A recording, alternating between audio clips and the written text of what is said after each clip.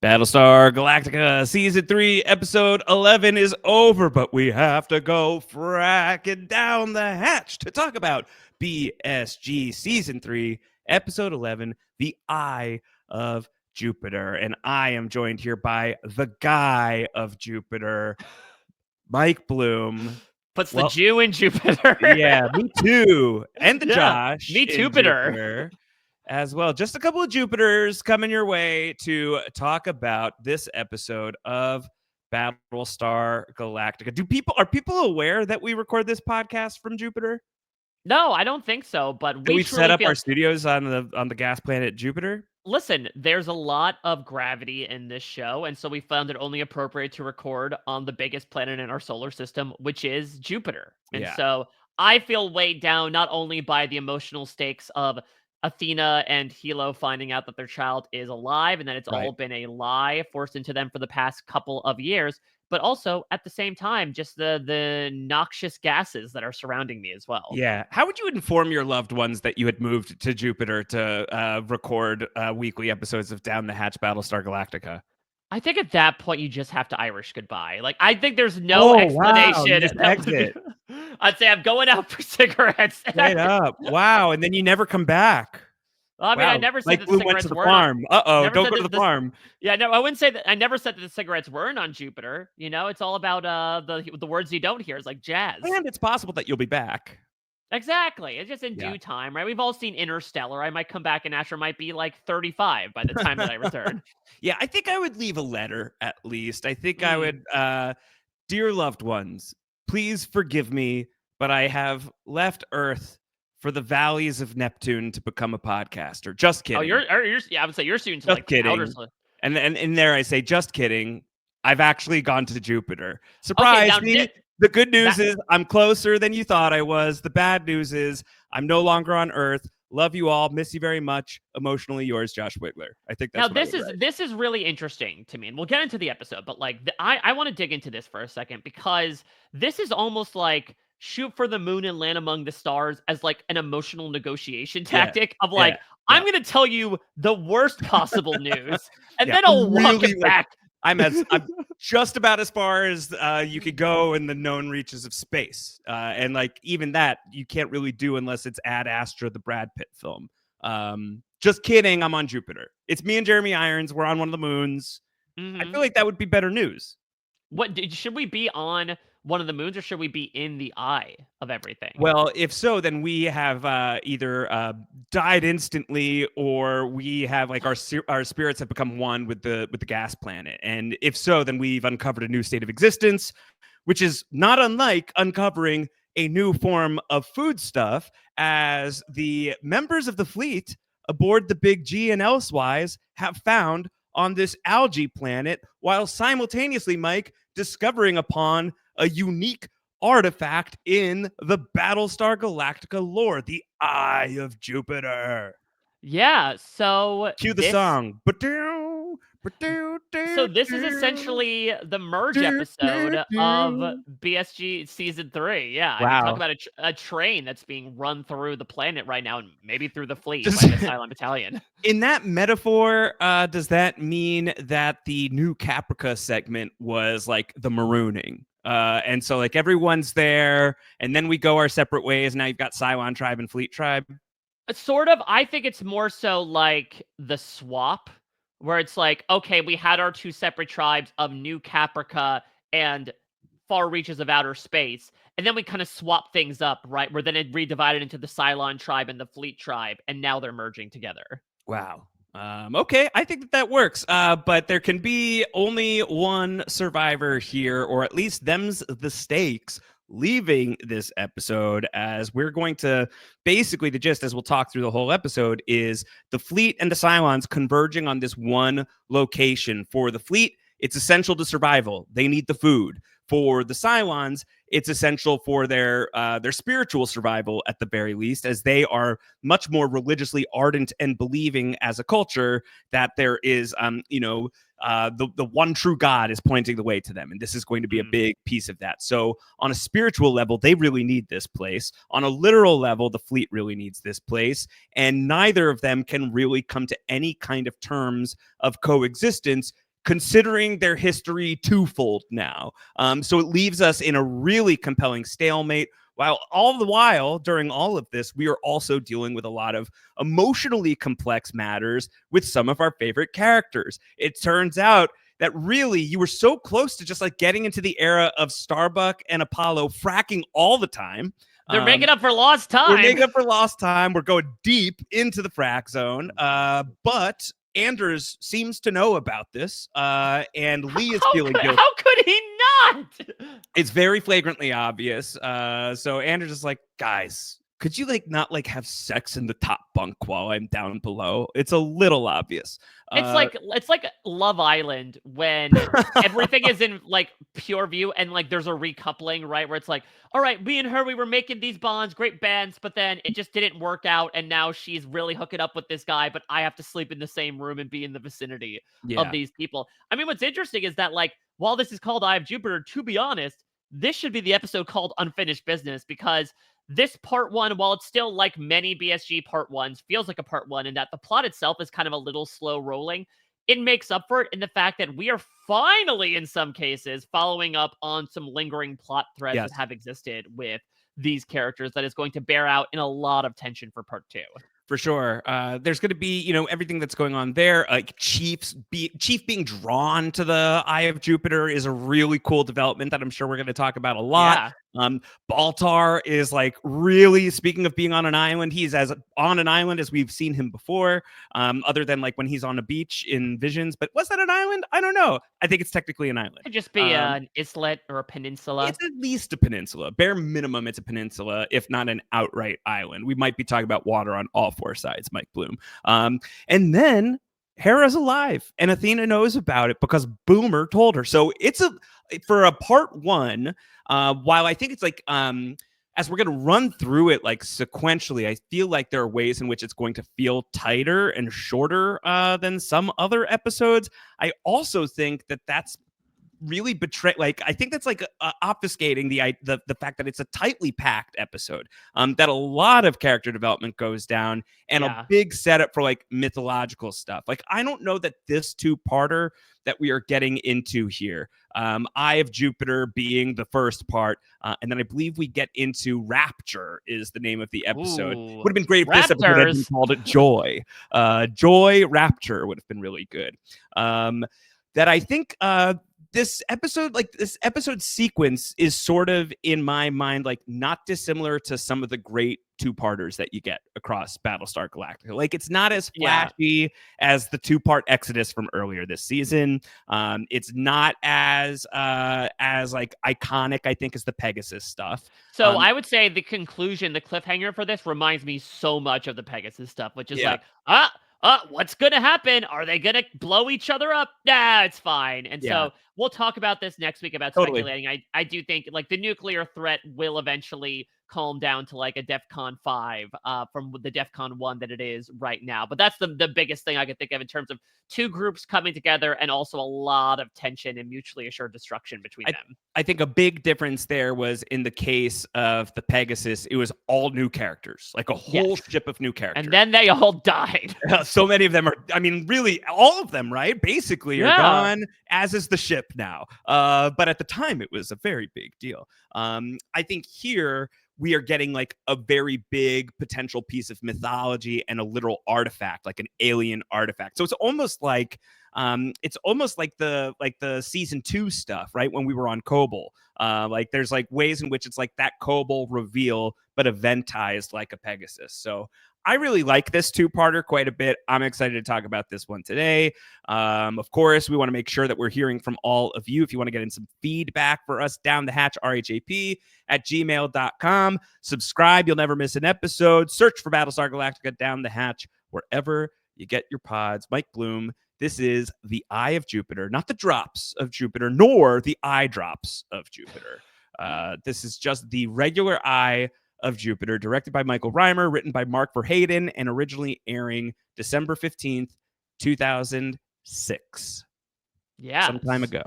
So we are now in the post-Cat era. We're in the second half. Is that what it is? Is it like BKAK? Yeah, and you have it your way, or at least the Cylons want to with the Eye of Jupiter. Yeah. Yeah. Is it BK before Cat and then AFK away from Cat? Exactly. We are away from Cat at the moment. I mean, we are quite literally touching grass or touching algae down Yeah. on this planet where a lot of our characters. You know what this is actually, Josh? This is not the merge. This is the new era thing where they merge them and then do like the split tribal council immediately afterwards. Because now we're going to have, once again, people stranded down on the planet and people up in space. Yeah, so we're, playing some greatest hits to borrow a title from a different show we talked about copiously here on Down the Hatch. Okay, so they, as you say, we've been a fortnight has passed, Mike Bloom, since it's 2 weeks AFK, and the members of the BSG have set up on the camp. They're harvesting the algae for food. They're getting used to the idea of a Beyond Burger, really, Mike. Yeah. I think like that's the stage of development they are in. Yes, exactly. And so there's an interesting group that Adama has kind of enlisted on this planet, right? Chief and Callie, which like, listen, work if you want to work. I do question the choice a bit to have them both down there, even outside of the fact that they will end up like kind of pseudo stranded on the planet when wireless communications break down. Like, don't you want at least one of you up in the ship at all times with your child Yes. that you have? And of course, the big focus is going to be that we have our love quadrangle. Both of these woe-begotten couples in the form of Dee and Lee and Starbuck and Anders, which is interesting because Anders, remember, was requisitioned off to another ship, but I guess it's an all hands on deck situation. And Whenever they or got a ground mission, it's like, well, Anders led a resistance on the ground of a irradiated planet, so maybe he's a good guy to toss into despite the the fact that, equation. as he'll point out later on, like now I'm very good. I have a particular set of skills in Yeah. that one instance. I'm not a good soldier overall. That does not Yes. apply to me. I'm a pyramid player. I still am at my heart. Yes, still are at heart.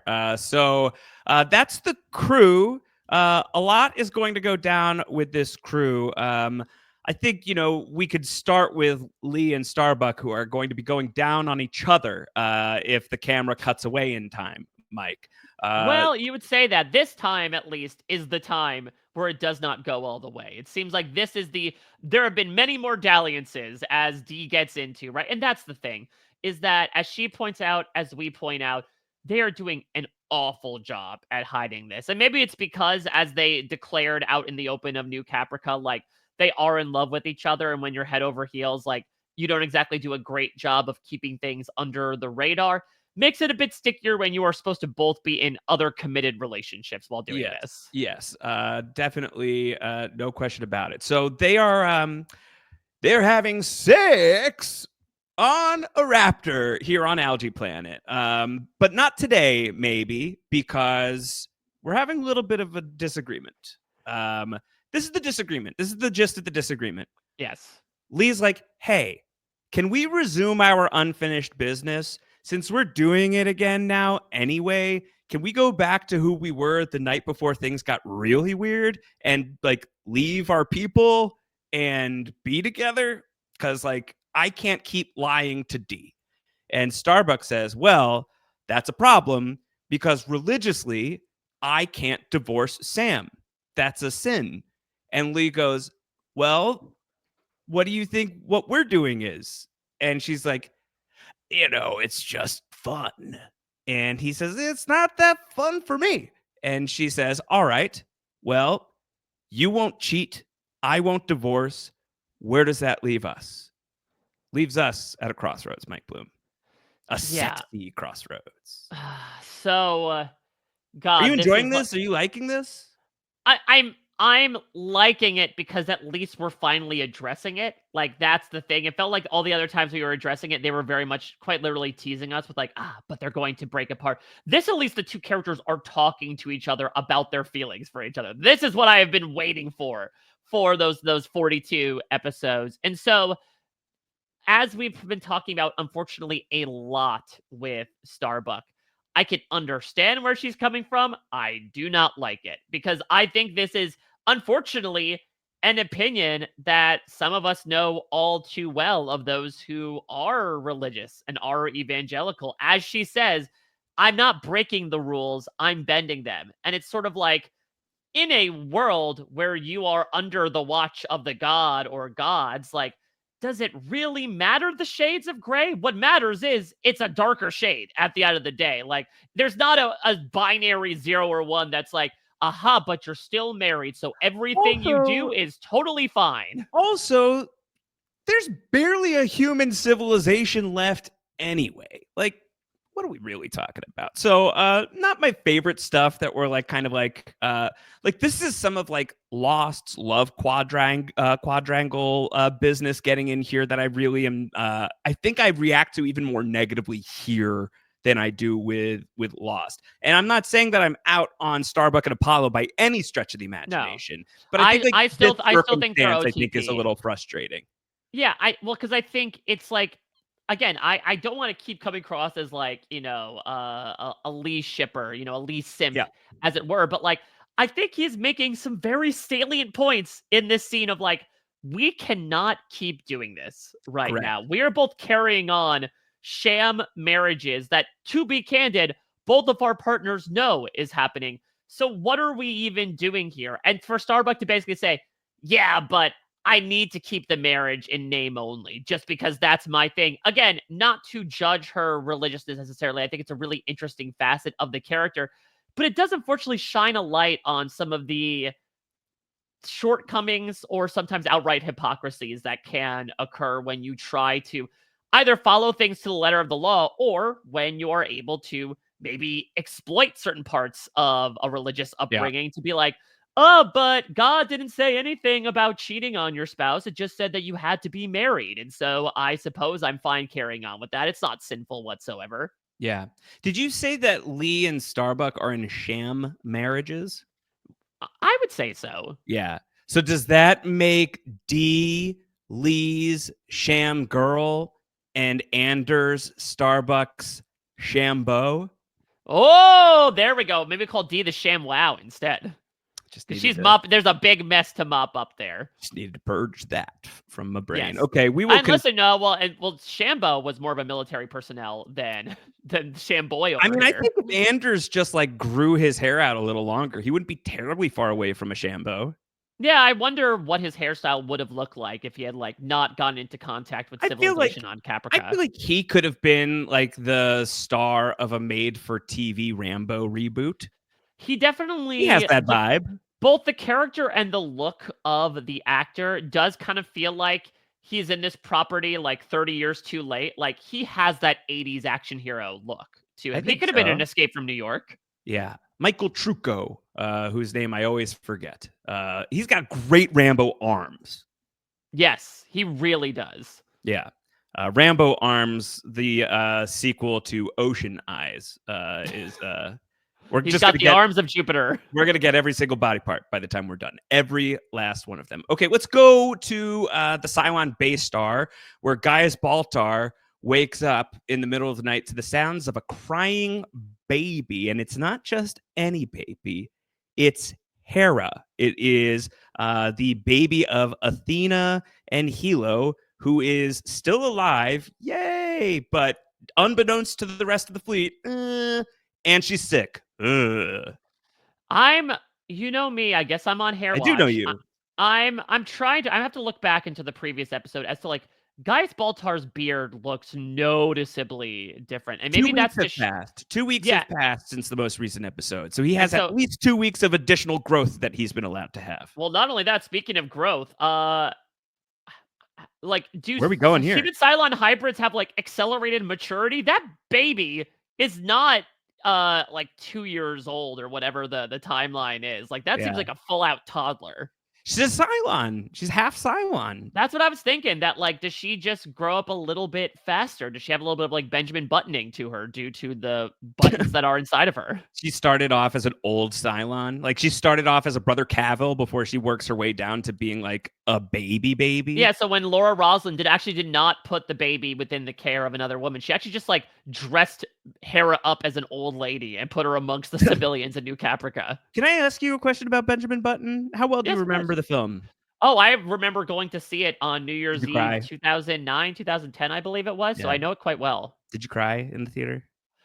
Ooh, I Are you didn't a movie theater cry crier? at the ending. I think I did. There was a lot of great Taraji P. Henson stuff, understandably so. She got nominated for an Oscar because of it, but I don't know if by the end I was sort of like ready to be Yeah. done with it. Sort of I was like, probably like and we Benjamin all know how this ends. He dies Benjamin as a himself. baby. I believe he was ready to be done with it. So my question is, so I know he begins life born as like a baby old man, Yeah, he right? kind of looks like, remember in Harry Potter He looks and the like Deathly Dobby. Hallows with like the not Dobby, no, the Creature. little like fetus Voldemort that Got exists him. Yes, beneath the like King's bench Cross. at the train Yes, yes. station. Yeah. So what does he look like by the end? Does he look like a baby old man? Does he basically just look the same as when he started? It's more so like if the start was baby old man, then the ending was kind of like old man baby, you know? Like, and actually, I do believe that one of the final scenes is like this woman taking care of what actually looks like a newborn, and it actually is Benjamin Button. Shouldn't he have come out as like a fully grown old man then? Yeah, I mean, given the Shouldn't he have biology just of it been all, born and he could have just come I out would and be be like, very fearful for. ah, oh man, I mean, oh, what it would the hurts to be gestational born. process be like for that mother, for that birth mother? Is it just I gonna be mean, like the we don't stomach dragging on the ground with the support of an old man? I'm not the writer. It's not my responsibility to figure that out. I'm just saying if we're being fair to the premise and he dies like as like a baby, shouldn't he have come out as an old man? These are just questions that I ask myself every once in a while when I think about Benjamin Button. The shower thoughts are always welcome here on BSG, and I'm so That's glad correct. to have incubated another one, much like what you should be sort of been the fully grown old man of Benjamin Button at the beginning of his life. All right, let's go to the planet, Mike. Let's go to the algae planet where Chief Tyrrell, he's feeling a Tyrrell tingle is what seems to be occurring. Much like the Peter tingle, Yes. uh, Chief's spidey sense is going off as he wanders away from camp, goes off into the hills, finds an underground passage, finds an enormous chamber with a huge pillar with runes, sigils, some sort of incredible features. And Chief, who is a devout man himself, reports back to the Big G. It appears that he has found the Temple of the Five, a lost tomb mentioned in the Sacred Skulls that holds the Eye of Jupiter, one of the signposts left by the 13th tribe for Earth. If big, if true, Mike, I think is what they say. Yeah, which automatically, but across the two shows we've covered, this is the best temple we have encountered, right? Like, I don't think it's close.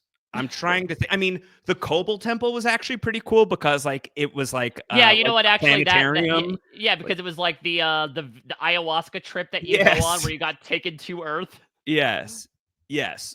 So like that was cool. But as far as like we're in the temple and we haven't like left the set of the temple yet, it's like it's this or it's the ruins on Kobol, right? So like, yeah, it's this, and it's certainly better than the Lost Temple. Not Yes, close. not close whatsoever. There's no pits of people singing Perry Como songs, at least from what we know yet. I mean, the set dressing is really great because, again, we are so used to the sci-fi spacey aspects of BSG. So even just spending time on a planet and getting to see especially like the archaic aspects that exist within these ruins is great. Even just the first shot we get of like him taking everything in as the camera slowly pans up the obelisk, which is sort of like how Starbuck checks out Lee as well, just more so in a religious form, is such a fun sight and really sets things up because, again, going to show the ideas of religion and sort of like the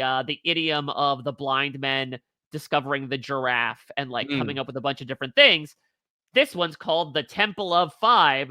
Well, the Cylons have a certain hankering to find out what a certain five are, and so Yeah. that's something that's going to primarily draw them to the planet as well. Yeah, certainly for Deanna, who's like on this quest to figure out who the final five are. And Baltar is equally invested in this as well, hoping that he's one of them.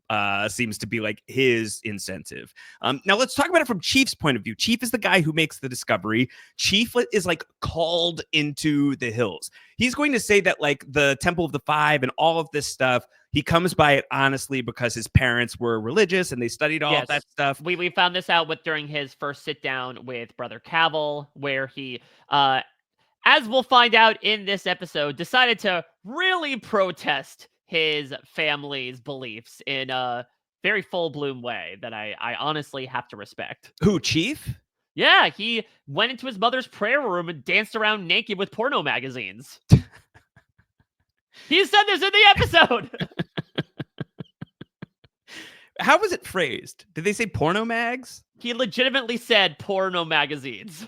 It's nice to know. Are the corners cut off of the porno magazines? That's Felix Gato, as we remember. He's a bit of a porn hound himself. Do they still have the articles in the porno magazines? A certain judge would like to know. Joke section. Yeah, still have the joke section. Well, it's no joke that Chief and his parents. He comes from a religious family. He thinks like to Callie at one point. He's like, I wonder what they would say if they could see me now. What do you say as you see Chief be the guy who makes this discovery, Mike? I mean, it's really, really fun from a character beat. For honestly, a character that had his moment with whether or not to betray all the quote-unquote traitors once they ended up getting spacebound again, but has largely kind of sat back for a good chunk of our time since we've left New Caprica. So I'm glad to rediscover this part of him because, again, our upbringings inform so much of what we are, either following what our parents believed or pushing against it. And it speaks to the fact that, like, there is some solemnity to him taking all of this in, that yes, he does kind of grumble about the irony of it all, like they would enjoy this much more than I did. But as Callie points out, like, he kind of has a devout look in his eyes that he cannot deny when he is here. Like, he understands at his core that this is important. And depending on what meaning is derived from this next episode, it could fundamentally change the way the character views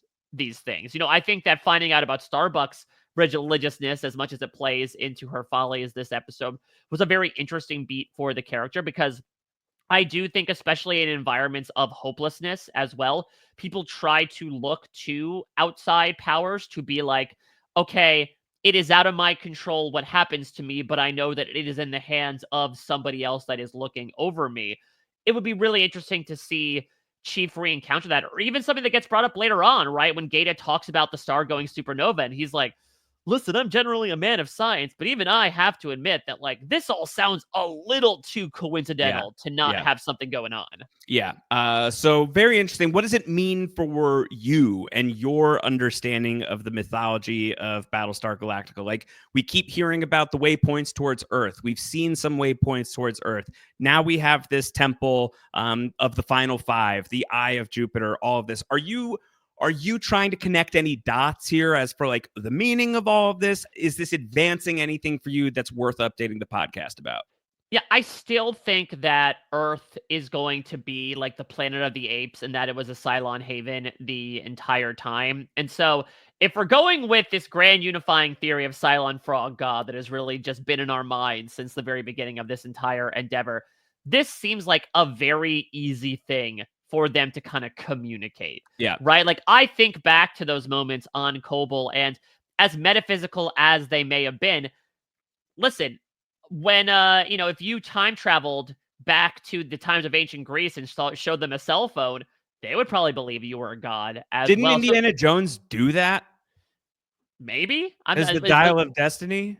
Oh, yeah, I guess that's true. But I think that there might be something to the fact that an incredibly highly evolved technological race exists on Earth and is quite literally setting up these guideposts for either set of peoples to find them. It's just that it's being perceived in such a religious, miracle-based way because we operate in a realm that, yes, we can put people in space and travel at faster than light speeds, but we're still not nearly at the level as these others that made their way to Earth. Yeah. Okay. Very interesting. Love checking in with you on all of that stuff. I will confirm nor deny anything that you have said here.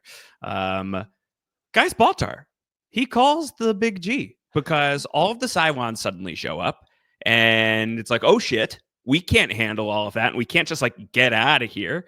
And they don't attack, and it's Baltar who calls over. He's like, it's very nice to speak with you all again. Can we talk?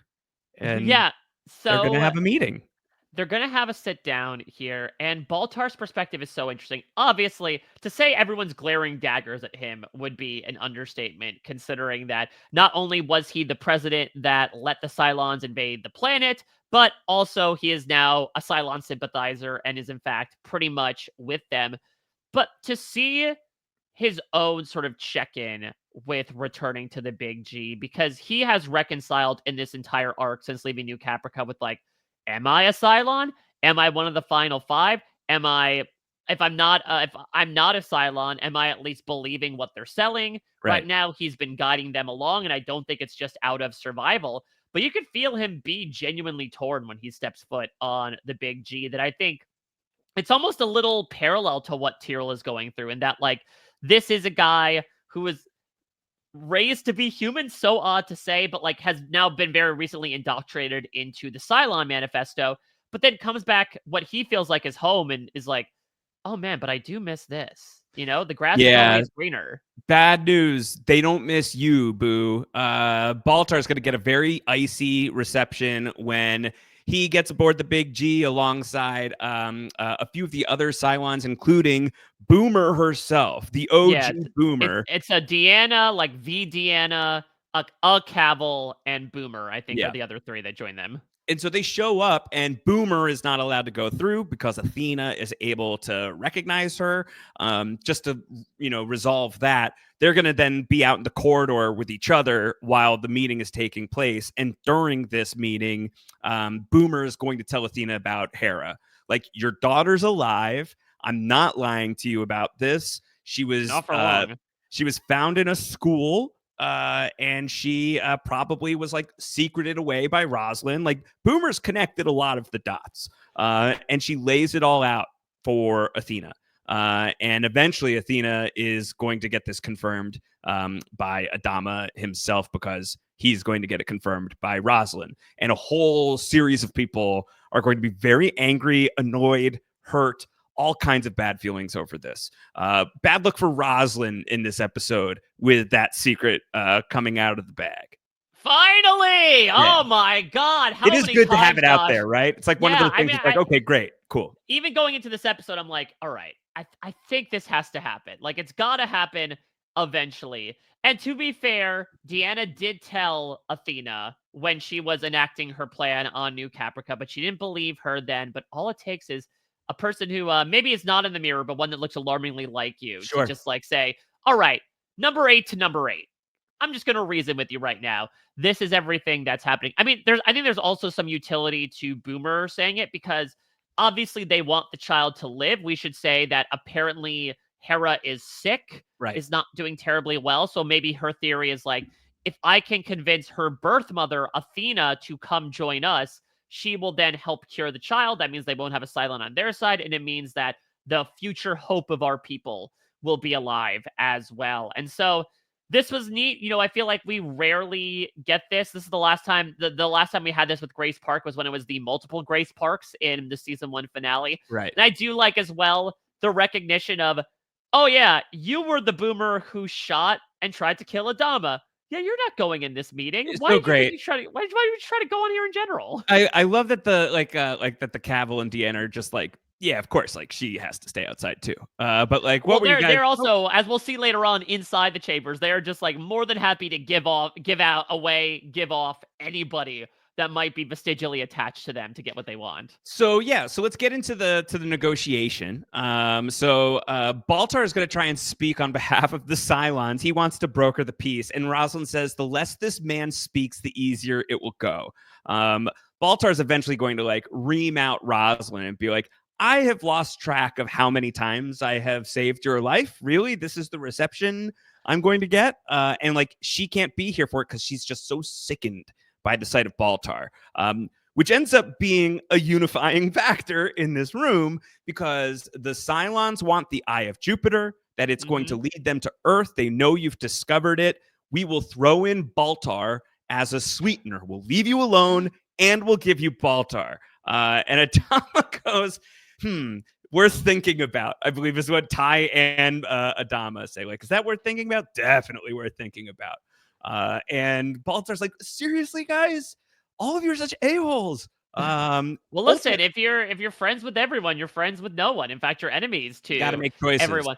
I Got to mean, take a stand. also a little bit of a difficult leg for Baltar to stand on. Like, yes, there were some times where he was able to keep someone like Laura Roslin protected, but if I'm remembering the Exodus episodes correctly, wasn't the entire thing that like Baltar was essentially forced at gunpoint to let the Cylons do what they did? He wasn't the one being like, no, wait, don't shoot down Laura Right. Roslin. We've got to keep her alive. Like, Right. maybe in the intervening months since the Cylons took over, he was looking out for her, but he was not nearly in her corner the way that he is alleging, which is also typical Gaius Baltar. The legend of Gaius Baltar only grows greater in the telling by Gaius Baltar, right? Like, I Yes. think like that's definitely a thing. Like, he is such a subjective person. Like, he is so self-interested, while also simultaneously having a delicate sense of morality, certainly a lot of empathy. I think we have seen from Baltar in certain circumstances, especially towards the Cylons, that I think that he has been through impossible circumstances. He never meant to, be a part of causing any of this. And yet his carelessness got him here and got them here. And that has been historically a really hard thing for him to reconcile. A lot of those secrets are now out of the bag. And even if they aren't for everybody, his actions that he has taken since the exodus from Caprica in the first place speak for themselves. And the new Caprica situation speaks for itself. So even if some of his secrets are still held tight to the vest, there's plenty that isn't secret that's really shady looking for him. But he can't look past his own hurt and his own experience of being held at gunpoint, to your point, and the things that he was willing to do in his mind to keep the peace, to keep people from completely unilaterally getting wiped out. And it's like, okay, you want a medal? Like, it's like, what do Yeah. you want for that? Well, that's the thing, is that I think this is a man that is You want a medal for primarily being like a decent human, who like a decent enough human, like at the expense of making sure that you yourself stayed alive, but thousands of others died as a result.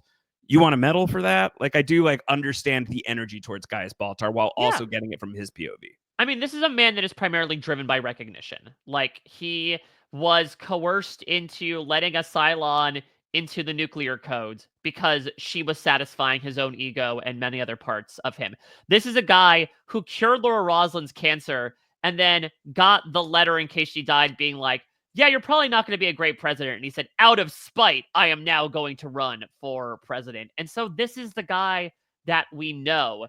And this is the guy that is going to be treated as such. I mean, what's interesting is you would think on paper it would then push him right back into the arms of the Cylons of like, oh, I thought I was coming home, but it turns out my family didn't love me the way that I thought.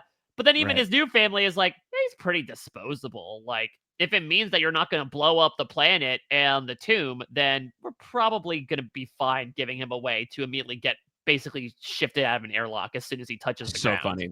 But that's not really a consideration anyway, because Adam was like, yeah, if you want it, that can't be good. And we can't negotiate in any kind of good faith with you anymore after everything that happened. So, yeah, come any closer and we're going to nuke the planet.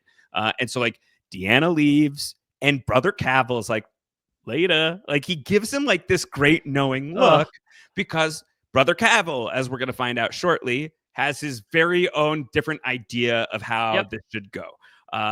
So I mean, as we know, Brother Cavill is the most consistently bloodthirsty of all the models. So he is more than happy to be like, sure. Bloodthirsty, I think it's that he's the most consistently robotic, right? Like, he is a stone cold pro robot Cylon. He's like, we are machines. We should be acting like machines. Yeah. Why do we care about why would we squander the opportunity to annihilate the fleet? Sure, might be harder to find Earth. Guess what? We can't die. If we don't allow that to happen, we can go at our own pace because all of our opponents would be wiped out. It's a compelling point. If you're in Cavill's position, it's a compelling point. Lots of other people have things to say on that. We'll get there for sure. So the Cylons leave. Boomer and Athena talk. Athena talks to Hilo about it, and Hilo's like, no way. There's no Yeah, way. I mean, it's interesting Come to on. have Boomer's big argument be they let you think she was dead. That's not what you do to a person. That's what It's you what you do do to a to a thing. thing. And it's Yeah. just that it's that impersonal aspect that has always been so interesting. It's been a large part, obviously, of like Athena's assimilation into the ultimate parties among the big G. And it's this God, to call back to one of the worst episodes of Lost, Josh, it's very much you may walk among us, but you are not one of us, right? That like, Yeah. oh, you think that you are able to wear this uniform and have a call sign and everything, but at the end of the day, people are still going to give you a little bit of side eye every time a Cylon is mentioned because they know you are affiliated with us at the end of the day. Yeah. Um, okay, so the marching orders go through, and Adama's going to order his son set up explosives around the temple just in case. Just in case. And the Cylons respond by jamming communications. Oh, Where's Jammer Jammer, when we need R.I.P. him? R.I.P. And so Apollo and Starbuck now are going to go into like full Rescue Dawn mode, where they're going to have to like entrench themselves. And Anders is once again going to be leaned on as like someone who's useful in these situations. D is down here as well. D doesn't get a word in edgewise really with Lee, but Anders sure does. And like there's immediate tension between Apollo giving orders to Anders and Anders, resisting a lot of these orders. And it all comes down to the fact that Anders knows what's up. He and Yep. Apollo are going to have a moment alone together where Anders is like, "You're stooping my wife." Imagine. God, I would love what I would give Josh to see just a skosh of Yiddish in "You're Battlestar stooping my Galactica. wife, Lee." You know? Yeah, so basically what happens is that Lee and Starbucks' plan is that they're basically doing tower defense, right? That like they are going to try to set up a squad to guard the temple and the locations they have set up if and when the Cylons decide to throw up a ground attack. And as we mentioned before, Sam's like, no, I was much more someone to go get something. I don't really play defense. I'm an Yeah. offensive player. I'm not even a midi. I'm on the other side of the field.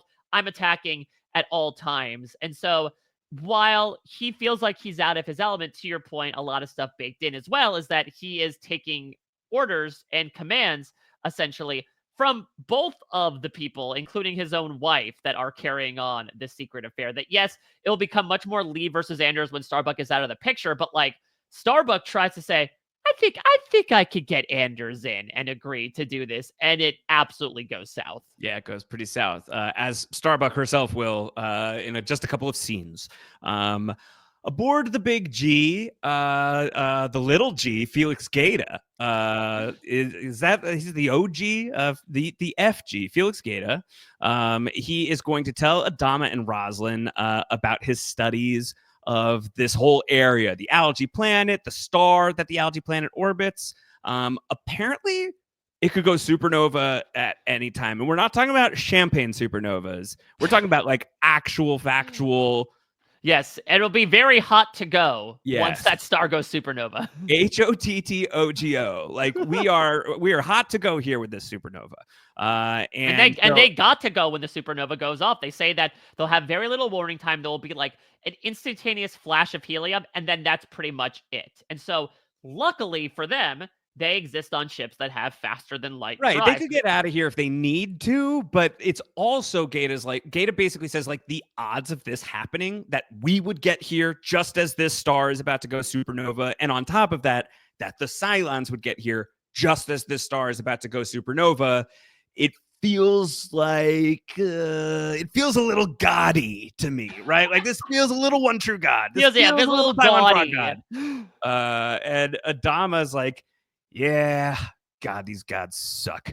Adama does not like the god sense of humor, is what he says. If there's one work of a higher power, they have a hell of a sense of humor. Yeah. Basically saying, like, what else can I do? So obviously, this is going to be one of the many ticking time bombs going into next episode, Josh, for both parties involved. And that's what's interesting is that obviously you are going to have these very combative forces both in the air and on the ground.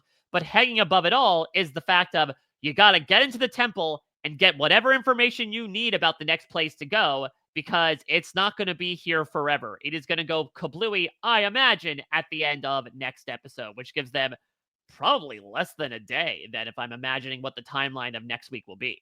We'll see. We'll find out for sure. We're going to cut over to the base star. This is where we're getting into like our ethical debate about like what to do about the humans, and Cavill saying like we're machines. We should destroy Adama. We shouldn't like take lightly that he might incinerate everything. And you know, even if he's bluffing, we should just kill him. We should take care of him. That's what we should do. Deanna has a different thing in mind, right? Like Deanna's like, oh well, don't worry. I've already sent Cylons down. Like I totally agree with you, Cavill. Yeah. But first, we got to get what we came for. We got to go to the eye, and then we'll obliterate everybody. Which I'm wondering, because what we'll also discover on the ship is something that Hybrid is spouting out about, which is when the Chosen One enters the temple, the identities of the final five will be revealed. That's essentially what Deanna and Baltar are trying to work towards, to finally open up this mystery box.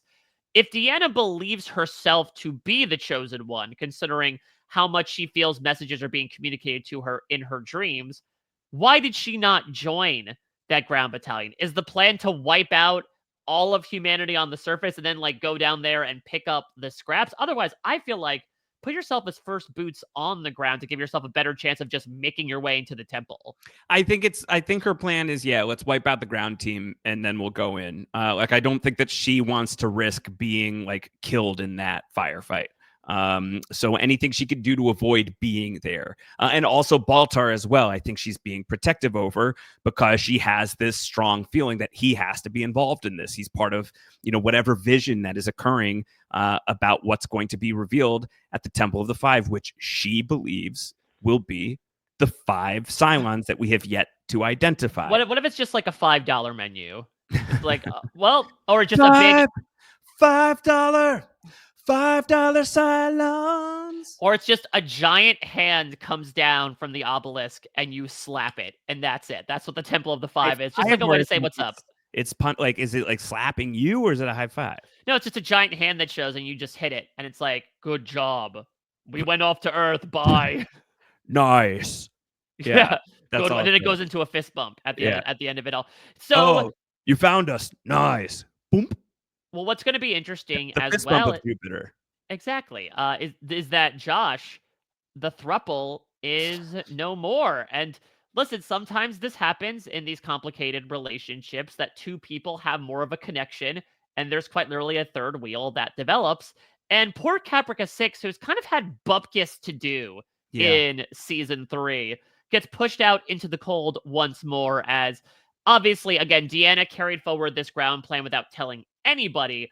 And then her and Baltar pretty much confirm as Caprica 6 walks in on the hybrid of it all, like, yeah, sorry, we're keeping secrets from you because we're involved in this prophecy and you're not, so bye. Sorry. Yeah, very unfortunate. Very unfortunate for 6. 3 is company, 6 is a crowd. Is that a thing? Yes, I believe those are the Cylon rules. They're hit sitcoms that they were producing back on their home planet. Yeah. John Ritter, I feel like, could have been a great Tom Zarek in an alternate universe. You know what? He absolutely has that Richard Hatch look to him. I would love that. Especially if, like, Tom Zarek was just a big-ass goofball. If, like, he's slipping all over the place, or he's like, I told the landlord that I was a Cylon so that I could live with these 2 ladies. Yeah, I think that's actually, like, very Baltar. Actually, that's an incredible idea for a sitcom of, like, oh, come aboard my base star. Yeah, I could live with these 2 hot single ladies. I'm actually a robot, so I don't have any physical attraction to them. And it's like, oh, okay, you live there. Miss Piggy? Yeah, it's I guess my impression of Mr. Furley, like, knock knock, number 6. Just checking to make sure you're still a Cylon. All right, let's go. Don Knotts would be an incredible Cylon as well. Unbelievable. All right, let's go aboard the Big G, where Rosalind's doop-de-doo, life's good, things are fine. Adama shows up. Hey, you kidnapped the baby.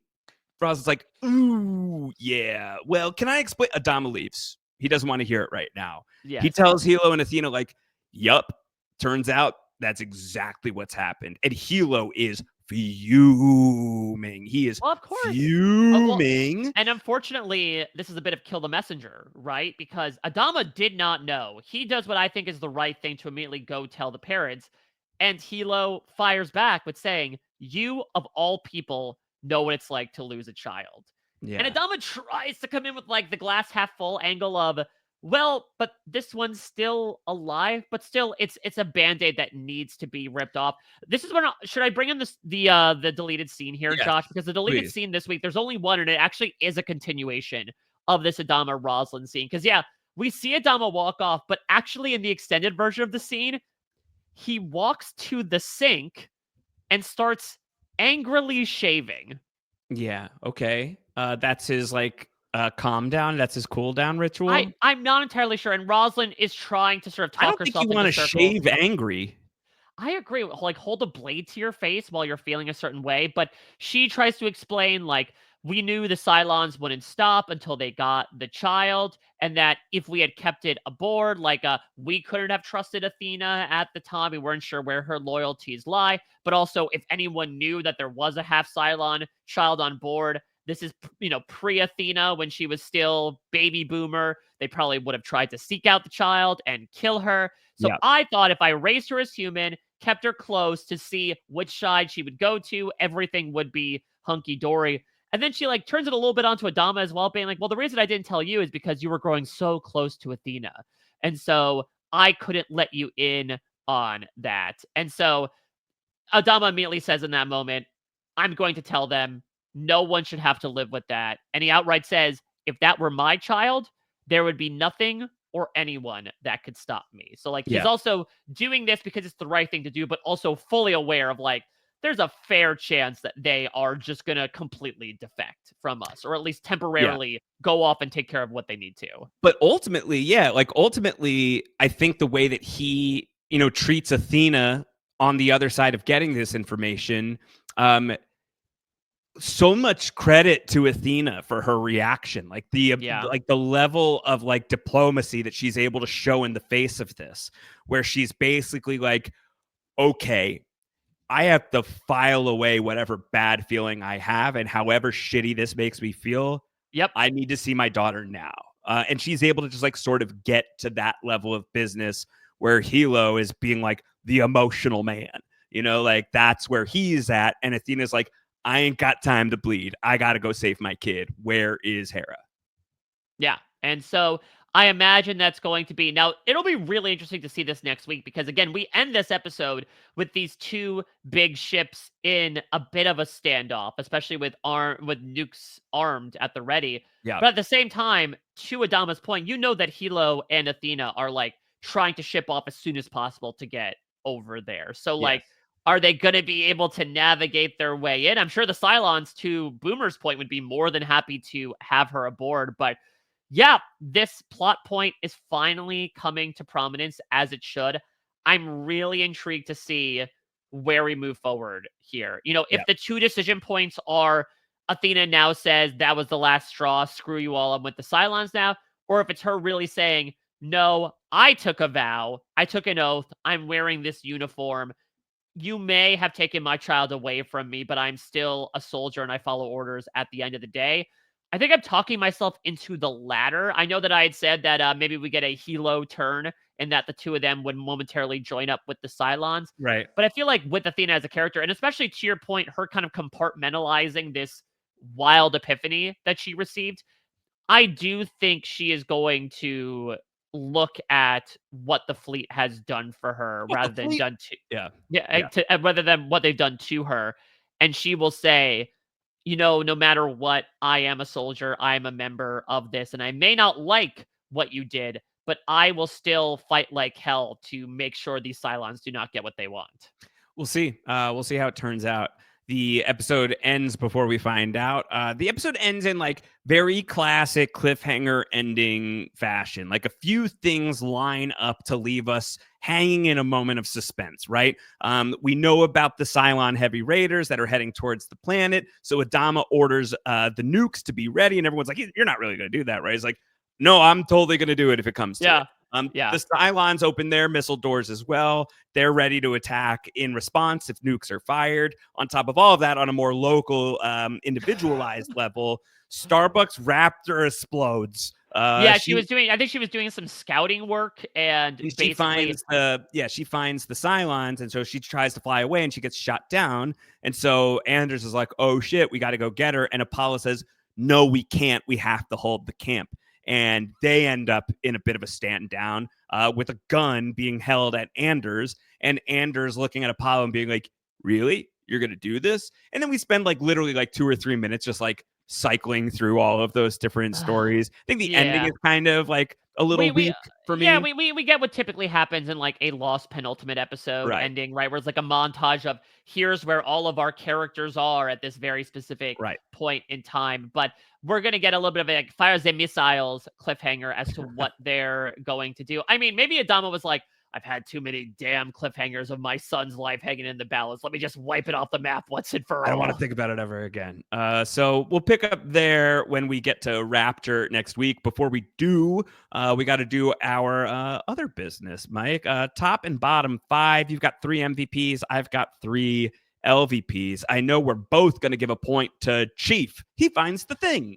He finds the thing, and also, again, it's a really interesting beat from the character. But yeah, the fact that he discovered what is essentially the MacGuffin for both sides of the conflict at this point, off of just what? A whim, if you build it, he will come type of intuition inside of his head, I think is a really commendable thing for a guy who Not bad. honestly has not had that many things to call home since he recently arrived back on the Big G.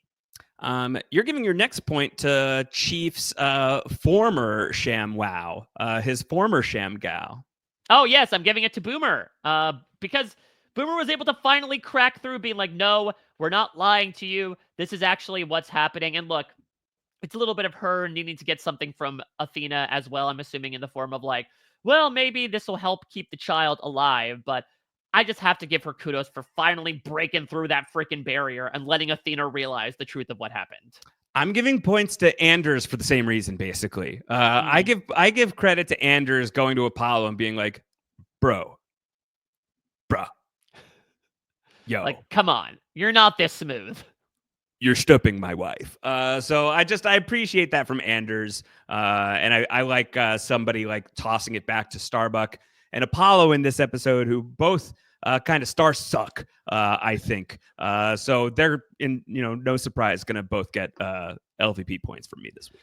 Yeah, it's a really bad look for the two of them. Again, especially Starbuck, who unfortunately shows a bit of the ways that she both leans on her religion, but then also kind of uses it as an excuse for other things as well. Because at least like the implication from Lee's perspective, you could say on the one hand, oh, she is so devout that she like refuses to break the sanctity of the marriage. On the other hand, from what you sort of paraphrased beforehand, where she's like, we're just having fun. If I'm Lee, the message communicated is like, yeah, this is nothing serious, actually. Like, I'm Yeah. fine using it to fool around, but this isn't something I would break up a marriage over. So, tough look for her. Also, she does get a jump on by the Cylons. I feel like you could count on 2 hands the number of times that Starbuck has gotten shot down by the Cylons. Especially, remember, that was like the very first 2-part episode ended with Starbuck getting shot You down. fly as often as Starbuck does, it's Yeah, dangerous out there. very true. I will give my last point to Deanna. Because listen, whether or not she went behind Caprica Six's back is one thing, but like she is pursuing the plan that she wants to pursue, and she came up with what I thought was a really good idea, knowing that there would be people on the ground, of sneaking some troops in, Yep. knowing that any sort of idea of an armistice or a deal would probably fall through. Of all right, let's get the jump on them. Now, chances are, as this happens with literally every cliffhanger involving the Cylons invading humanity, it will not be a win for the Cylons. We saw this, at the beginning of season 2, when the Cylons were able to infiltrate the Big G.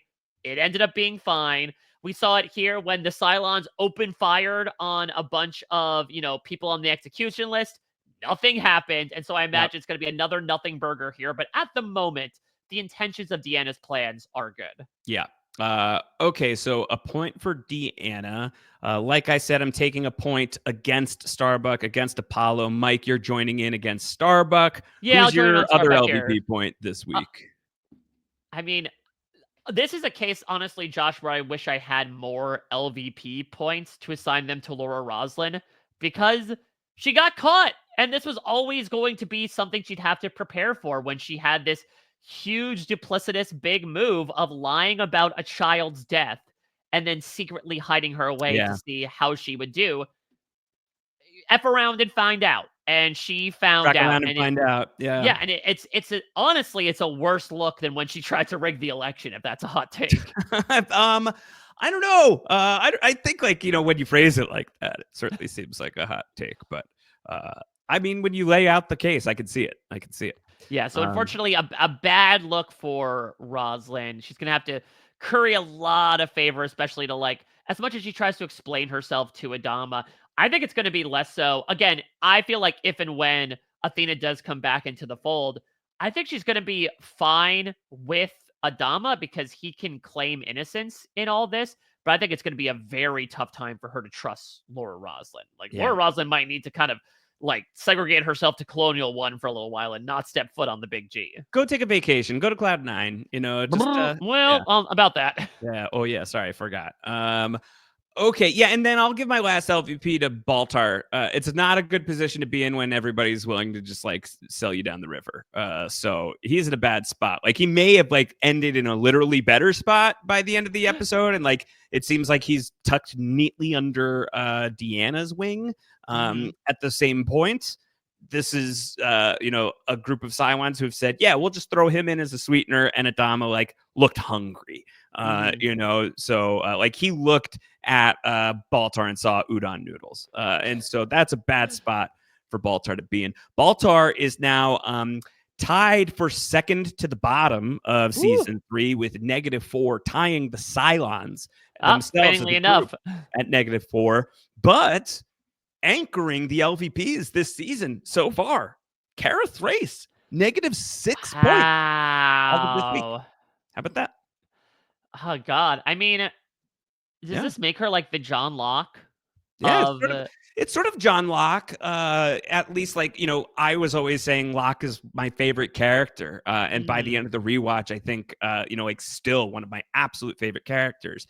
But sometimes he behaved like a bad boy. And so we would give him tons of LVPs. This isn't a knock against Starbuck as a character. It's a knock against Starbuck's behavior, perhaps. She's really interesting to watch, but part of that comes from so many self-destructive mistakes that she makes. It's hard.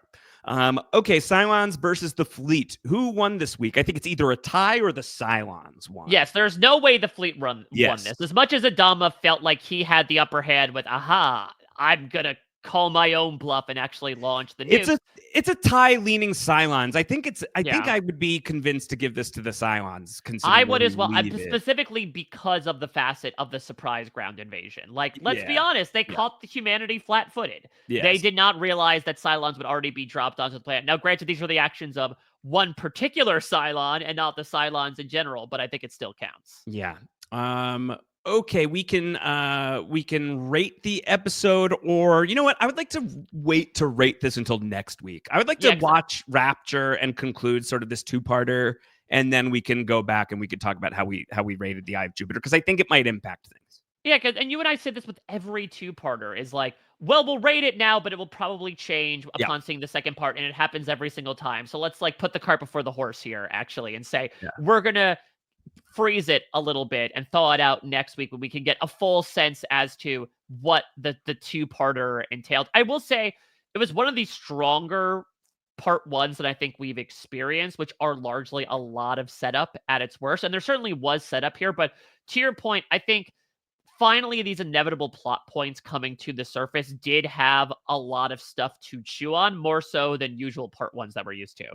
You already mentioned one of the deleted scenes from this episode. There's apparently another one that wasn't discoverable on YouTube, but the great Brendan Fitzpatrick notes per the Galactica wiki that there was a scene on Battlestar Galactica DVD.com where... Is that really a website?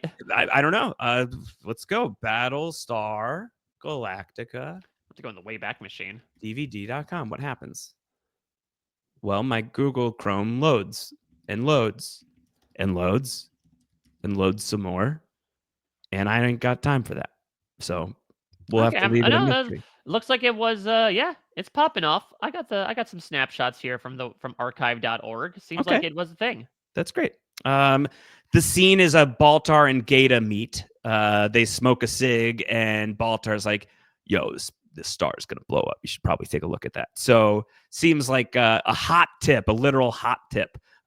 From Baltar to to Gaeta. And it also shows, again, at least in that moment, Baltar feeling a bit torn of like, yeah, I did leave these people He behind, doesn't but want them all to die. yeah, and like I'm like, yes, I betrayed my people, but at the same time, I was kind of forced into the situation, so my heart still does go out to them. So like, by the way, Gaeta, Yeah. you should probably know this. Just a tip. Just a tip. 3 fracks in this episode.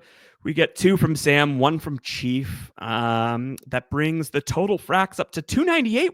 Are we going to cross 300 next week? 300 fracks? Oh, I got to imagine we get at least 2, unless everyone decides to be like so devoutly chaste that they're like, no swearing inside of the temple, and it takes place entirely within the temple. Well, they may want to be chaste because next week's episode is called Rapture, as in the. So behave well or else be raptured from Algae Planet is one of the implications. What else are you predicting for next week's episode, Mike? God, I hope they got enough algae out there because the whole reason they went down there was to get food. Like, they needed the food, yeah. So I hope they have enough supply. 2 weeks worth of food. Yeah, and I'm assuming that is what was implied to happen between episodes, right? Is they've just been sending people ships consistently. I mean, that's what Starbuck did, right? That like she was piloting a Raptor to probably have a pickup of algae to bring back to the ships. I mean, what I'm predicting is that I think the nuclear threats are going to die down once they realize what the other side has. I think the ground invasion will get scuttled. That, Anders, whether or not, and we should also say that, one of the big tensions between Anders and Lee is that Starbuck gets shot down. Anders is like, okay, I need to go get her. And he says, no, you're too important. You have to stay here. We need every hand we can get to defend ourselves against the Cylons. I think Sam will run off, whether he ends up running off just then before we leave things off, or he's like, all right, I'll be on the battlefield, and then just completely goes AWOL. Yeah. But he will find her, but I still think they're going to be able to defeat the Cylons on the ground. But I do think we're going to get moments of Deanna and Baltar entering the temple, and hopefully we get another like trippy, fantastical transportation sequence as well. Who knows? Maybe Chief ends up seeing something too, and he plays a much larger role in this. And the final thing that I laid out as well is that I do think we will see footage of Athena and Hilo going over to the base star, of Athena encountering Hera for the first time. But I do think in the end, Athena will return back to join up with the fleet. Whether or not she does with Hera will be something interesting as well. She'll be able to steal the baby back ribs. Whoa. And the rest of her. Yeah, I hope more than just the ribs. Yeah, we want the eye, the fist bump. We want the whole hog. It is quite chilly or chillies in that base star. I imagine the AC's cranked way up. Barbecue sauce. Okay, so we'll find out next week. Rapture is the next episode of Battlestar Galactica. We will be talking about it here on Down the Hatch. Make sure you are subscribed to Battlestar Galactica Down the Hatch. Wherever you get your pods, hit subscribe, tell a friend, send some feedback in, your ratings, etc. Down the Hatch, RHAP @gmail.com. You can send feedback that away. You can hit up Mike and myself on social media. He's at a Mike Bloom type. I'm at Round Howard. Mike Bloom, anything else? I'm doing a butt ton of Survivor stuff right now as January gives way to February. The Australian Survivor cast got released, and so I've been doing some very fun tribe previews there with Shannon Gus. That should be happening this week. I was on the Drop Your Buffs podcast. I'm not sure when that episode will come out, but that was a really fun experience to get talk with some fellow Survivor content creators about my history with the show and with podcasting, my thoughts on the new era as well.